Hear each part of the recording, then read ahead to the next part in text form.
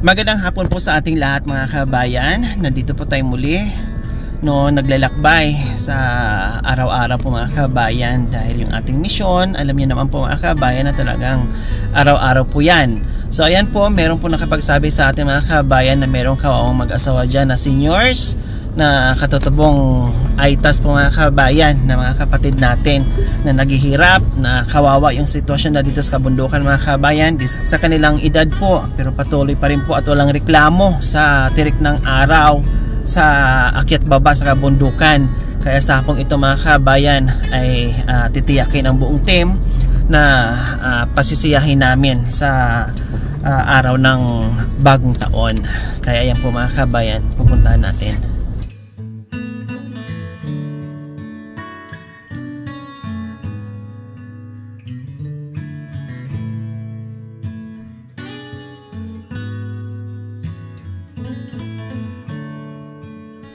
Hello!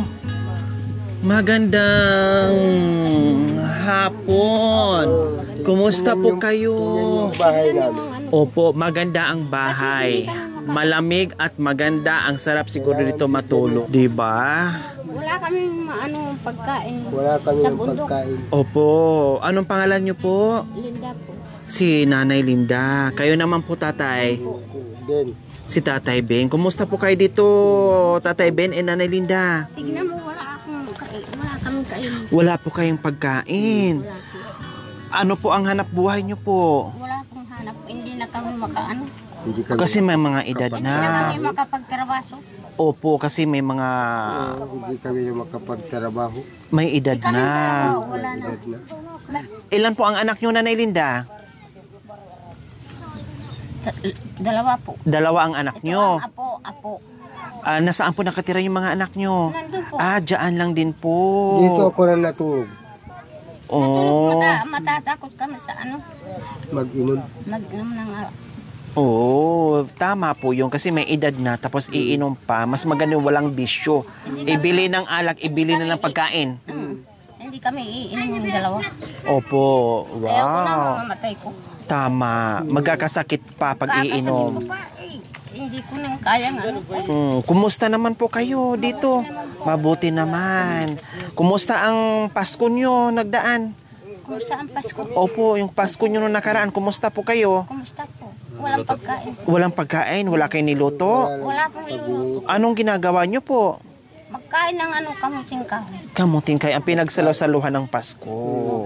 Kayo po, Tatay Ben, ano pong trabaho nyo po dati? Trabaho sa bundok. Sa bundok po, nagtatanim. Kain kaming kamuti sa bundok.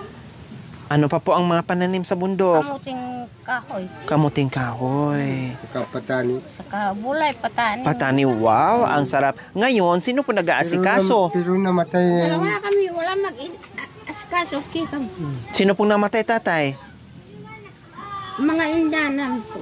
Ha? Mga indo po. Wala na akong Wala na tatay. kami. Wala na mga magulang. Wala na magulang. Opo.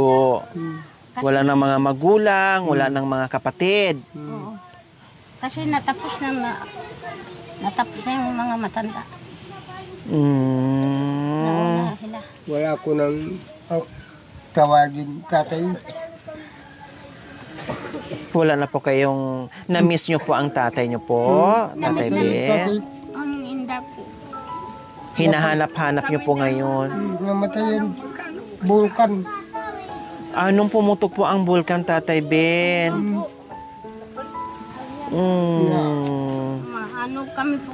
Na ano po, yung bulkan pinatubo nung pumutok, natabunan po sila? Natawag kita. Hindi na nailigtas? Hindi na po. Umiyak ko. Naalala nyo po, Tatay Ben? Alaala po. Matanda. Kasi So umiyak si Tatay Ben sa kasi Nanay Linda. Naalala na yung mga magulang nila na natabunan sa bulkang Pinatubo mga kabayan nung pumutok nung time na yon at talagang Diyos ko, libo-libo po ang namatay doon. Wala kami ng bahay. Tingnan mo kasi yun. wala na po nanay. Po, parehas po kayo, Nanay Linda. So ngayon, paano po ang buhay-buhay nyo? Sino po ang nagpapakain sa inyo? Sa mga Mabuti Kunti-kunti naman. na lang po sa inyo. Opo, kasi may edad na, no? Pero kumain ko ganito. Kunti-kunti na lang po. Kunti na lang. Dalawa kami. Kasi mahina na rin kumain, no? At saka kunti lang din ang pagkain. Kunti na lang po. Para- Pagkatapos ng pagkain, wala rin. Opo, kumbaga kunti-kunti lang ang pagkain para magkasya. Parang ganun po, Nanay Linda. Sa dalawang mayroon anak. Kasi ganun po ang pagkain. Ngayong araw, kumain na po kayo ng tanghalian? Anong kinain niyo po kaninang tanghalian? Lutong po. Kamuti. Kamuting baging? Baging. Kamuting baging. Anong partner po doon? Wala po. Wala. Puro kamuting baging. Kamuting baging. Yun po yung tanghalian nyo kasi walang bigas. Wala po.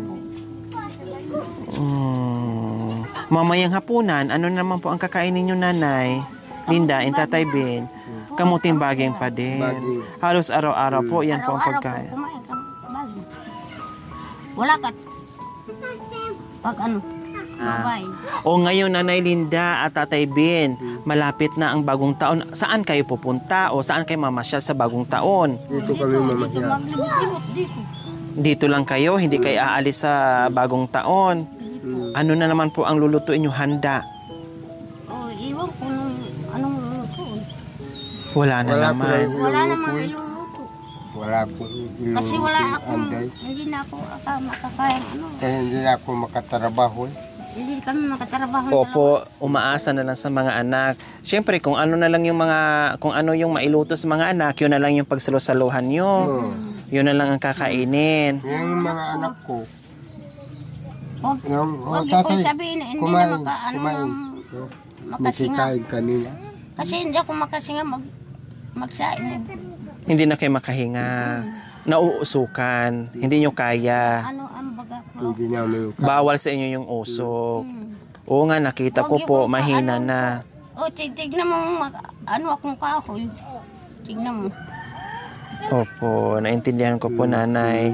Alam ko po ang buhay dito sa kabundukan, sa mga kapatid nating Aitas ay talagang napakahirap. Kasi walang hapunan mamaya. Ngayon pa, wala kami hapunan. Walang hapunan mamaya. Kung wala, kamuti na naman. Pag walang bigas. Walang bigas. Ayan, so ayan Kasi po mga hindi ko makakain ng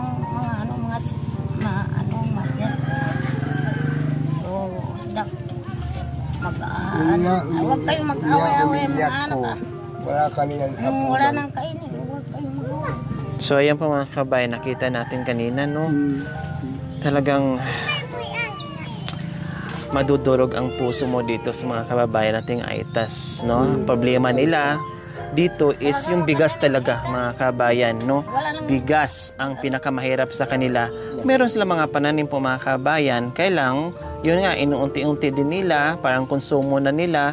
Yung iba ayaw na. Ang kawawa po mga kabayan, katulad nito, yung mga seniors natin ng mga katutubong Aitas, napakahirap yung sitwasyon. Buti lang kahit papaano, kahit hirap sa buhay yung mga anak nila, ay nandiyan pa din na nakasuporta. Okay, sige.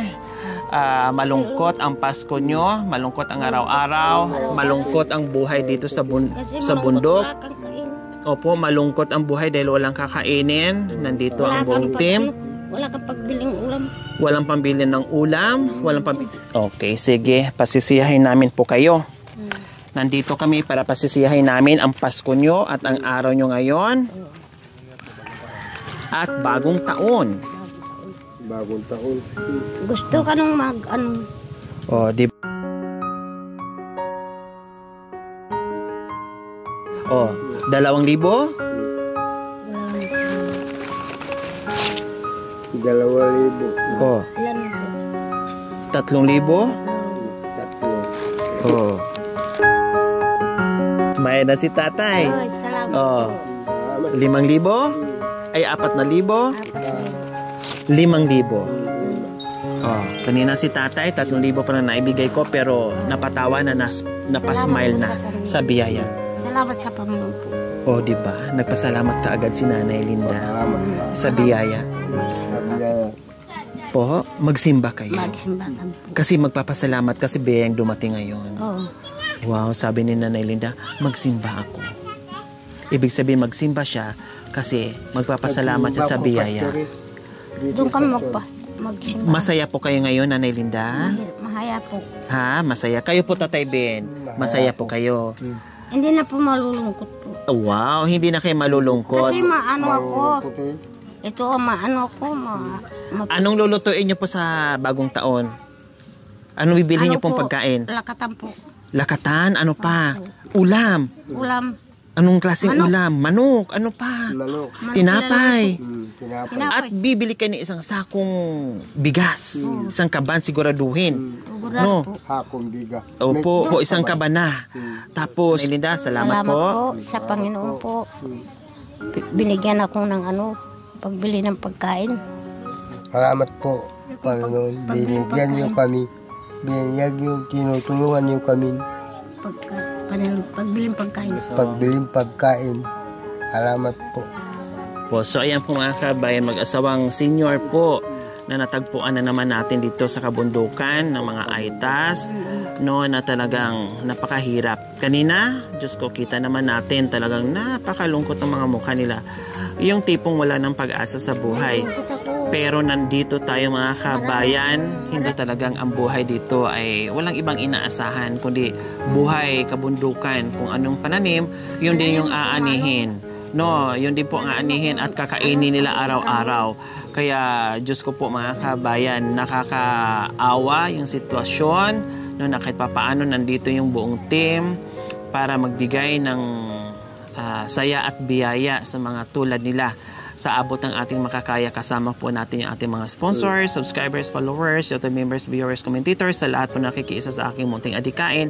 Maraming salamat po. Dahil ang dami-dami natin napasaya sa araw-araw na magkatutubog, Aitas at iba pa.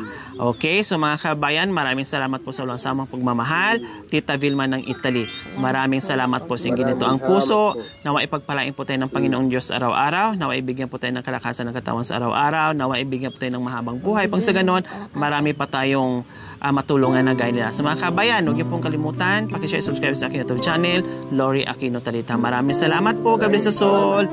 Bye! O, di ba nakangiti na sila? Oh, ang sarap na ng tawa at ngiti ni Nanay Linda at nagkitatay.